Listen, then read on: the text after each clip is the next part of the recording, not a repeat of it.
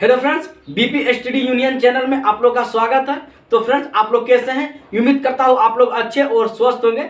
तो फ्रेंड्स, तो चलिए आज का हमारा टॉपिक है कि नंबर सिस्टम यानी संख्या पद्धति का एक बहुत बड़ा सीरीज लेके आए हैं, जो कि काफ़ी बार स्टूडेंट इस ऐसे मतलब संख्या में काफ़ी बार स्टूडेंट कन्फ्यूजन रह जाते हैं कि क्या होगा, कौन चीज़ होगा, नहीं होगा। तो इसीलिए अब देखते हैं इसी को, और पूरा एकदम डिटेल में एकदम पूरा एक हक करके एकदम एक करके हम देखेंगे कि क्या होता है सम संख्या, क्या होता है पूर्ण, क्या होता है विषम संख्या, क्या होता है भाज्य संख्या।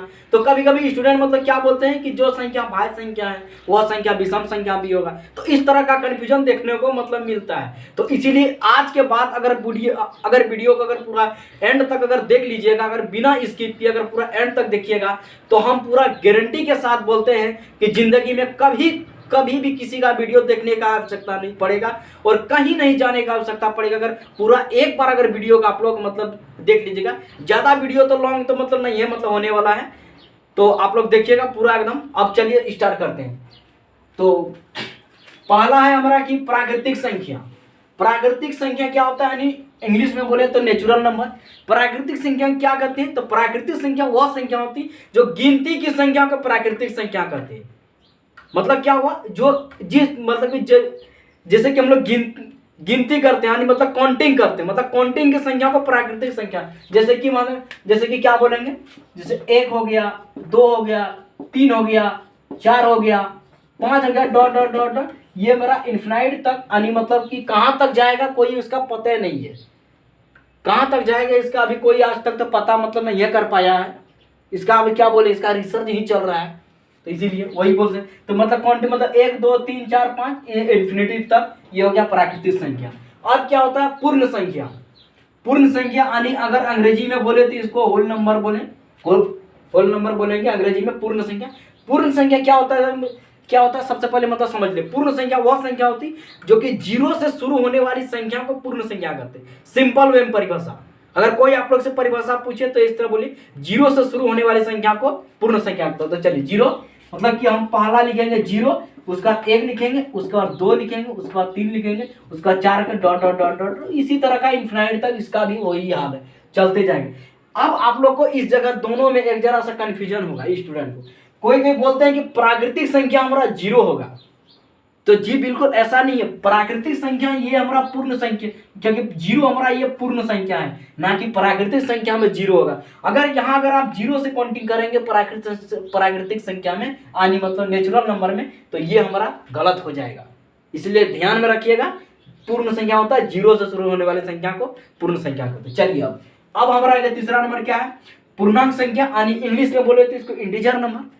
इंग्लिश में बोले तो इंटीजर। पूर्णांक संख्या में क्या होता है दोस्तों, एक धनात्मक और ऋणात्मक, यानी मतलब कि एक नेगेटिव पॉइंट और एक पॉजिटिव, मतलब कि नेगेटिव और पॉजिटिव नंबर इसमें दोनों मतलब इसमें शामिल होता है। जैसे कि हम बोले कि जैसे कि क्या लेंगे, कुछ भी मतलब ले लेते, से 4 लिए, 3 लिए, 3 ले लिए, 2 लिए, 1 लिए, 0 लिए, फिर इधर से स्टार्ट होगा, 1 लिए, -2 लिए, -3 लिए, -4। मतलब इसमें दोनों चीज शामिल होगा इसमें, कि मेरा मतलब कि धनात्मक वाला भी शामिल होगा और ऋणात्मक वाला और 0 भी। तो ये चीज हो गया हमारा पूर्णांक संख्या। चलिए अब देखते हैं हम सम संख्या, अनइवन नंबर। इंग्लिश में बोले तो इसको इवन नंबर और हिंदी में बोले तो सम संख्या। एक सम संख्या, एक विषम संख्या और एक भाज्य और एक अभाज्य। यही मतलब कि 3-4 गो में स्टूडेंट का कंफ्यूजन रहता है, जो कि बहुत ही क्या बोले इसमें कंफ्यूजन वाला बातें ही है। इसलिए चलिए अब देखते हैं सम संख्या क्या होता है। सम संख्या पहले हम 1 सेकंड के लिए उसका परिभाषा तो देख लेते हैं। सम संख्या वह संख्या होती है जो कि 2 से पूर्णतः विभाजित हो, मतलब कि जो संख्या 2 से पूरी भाग लग जाएगा उसको हम सम संख्या कहते हैं। जैसे हम एग्जांपल में ले लेते हैं, चलिए भाई 4 ले लिए।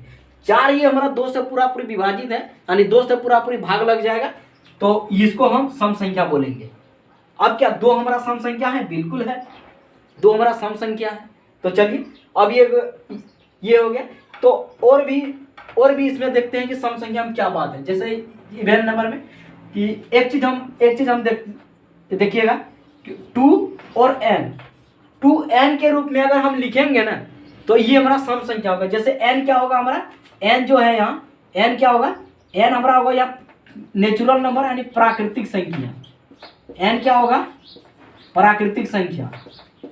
प्राकृतिक मतलब n का वैल्यू हम कुछ भी ले सकते हैं, 1 ले सकते हैं, 2 ले सकते हैं, 3 भी, मतलब कुछ भी। प्राकृतिक संख्या मतलब क्या होता है, जैसे आप लोग को पहले बता दिया प्राकृतिक संख्या, उसी तरह का n का मतलब कि कुछ भी वैल्यू आप लेके कीजिएगा गुना। जैसे हम एक दो वैल्यू हम ले लेते हैं, जैसे 2n है, 2 के जगह हम 3 हम ले लिए, 3 ले लिए तो क्या हो गया हमारा, ये 6 हो गया, तो ये हमारा सम संख्या हो गया। अगर 2n के रूप में कोई रहे, अगर उसको हम n के जगह प्राकृतिक संख्या रहे तो वो हमारा सम संख्या होगा। ये बात आप लोगों के लिए नया मतलब हो सकता है कि ये बात आप लोग को जानकारी नहीं होगा, तो इसलिए आप लोग ये बात को भी नोट करके लिख सकते हैं। चलिए अब देखते हैं विषम संख्या, यानी विषम संख्या यानी इंग्लिश में बोले इसको ऑड नंबर। विषम संख्या क्या होता है? विषम संख्या सबसे पहले इसका परिभाषा तो समझ लीजिए। विषम संख्या क्या होता है कि वह संख्या जो कि 2 से केवल विभाजित ना हो, मतलब ध्यान से सुनिएगा दोस्तों, जो केवल 2 से विभाजित ना हो, मतलब कि जो 2 से विभाजित ना हो उसे विषम संख्या कहते हैं। मतलब कि सिर्फ 2 से भाग नहीं लगना चाहिए, बाकी संख्या से वो भाग लग जाना चाहिए, मतलब बाकी संख्या से वो विभाजित होगा। तो अब इसका एग्जांपल समझते हैं। विषम संख्या का एग्जांपल क्या होगा, जैसे कि मतलब कि 2 से विभाजित ना हो, जैसे विषम संख्या की क्या बोलेंगे, जैसे कि 3 हो गया, 5 हो गया, 7 हो गया, और क्या हो गया, 9 हो गया, और 15 बात करो कुछ भी, मतलब इस तरह 11 होगा, 11 इसके बीच में 11 13 भी आएगा। तो आप लोगों को कंफ्यूजन होगा कि विषम संख्या, अरे भाई 9 क्या विषम संख्या है? विषम संख्या तो 9 नहीं है, जो बिल्कुल विषम संख्या है, क्योंकि ये 2 से विभाजित नहीं होगा। और ये 15 भी विषम संख्या है, क्योंकि ये केवल 2 से विभाजित नहीं होगा। मतलब कि जो 2 से विभाजित होगा उसको हम विषम से उसको सम संख्या बोलेंगे, और जो 2 से विभाजित ना होगा उसको हम विषम संख्या बोलेंगे। चलिए विषम संख्या का पाठ खत्म। अब समझते हैं भाज्य संख्या।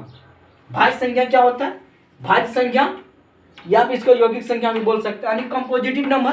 भाज्य संख्या क्या होता है, ध्यान से समझिएगा, कि जो 2 से या 2 से अधिक संख्याओं जो भाग लगे, उस संख्या को, वैसी संख्या को हम भाज्य संख्या कहते हैं। मतलब जो संख्या के 2 से भाग लगे और अन्य भी संख्या से वो भाग लग जाना चाहिए, यानी अन्य भी संख्या से वो भाग लगे तो उसे हम भाज्य संख्या कहते हैं। मतलब हम इसको एग्जांपल से बढ़िया से समझते हैं।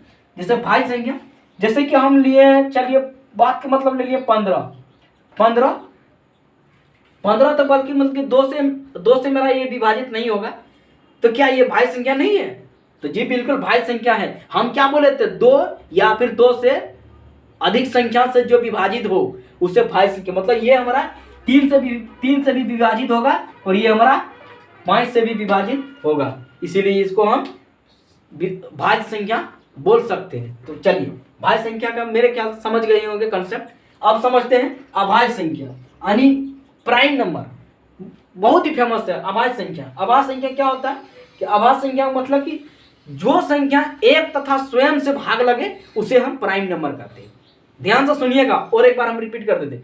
जो संख्या एक तथा स्वयं से जो भाग लगे उसे हम अभाज्य संख्या कहते हैं, यानी प्राइम नंबर कहते हैं। जैसे कि मतलब कोई भी संख्या ले लेते हैं, चलिए हम बात के मतलब ले लेते हैं 3 ले लिए।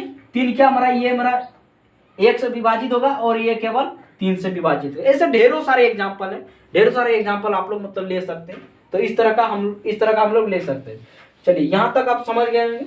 तो अब हम कुछ बात बताना चाहते हैं। जैसे कि हम ले लेते हैं, चलिए बात को मतलब ले लिए कि 0 और 1, क्या ये हमारा प्राइम नंबर है कि ये कंपोजिटिव नंबर है? दोनों में बताइए। तो अगर नहीं जानते तो बताते हैं। 0 और 1 ना ही कंपोजिटिव नंबर है, ना ही प्राइम नंबर है। दोनों में से ये कोई नहीं है। ना एक जो है, एक ना तो भाज्य संख्या है और ना अभाज्य संख्या। 0 का तो वही सिस्टम है। तो चलिए अब आ जाता है परिमेय संख्या। परिमेय संख्या क्या होता है?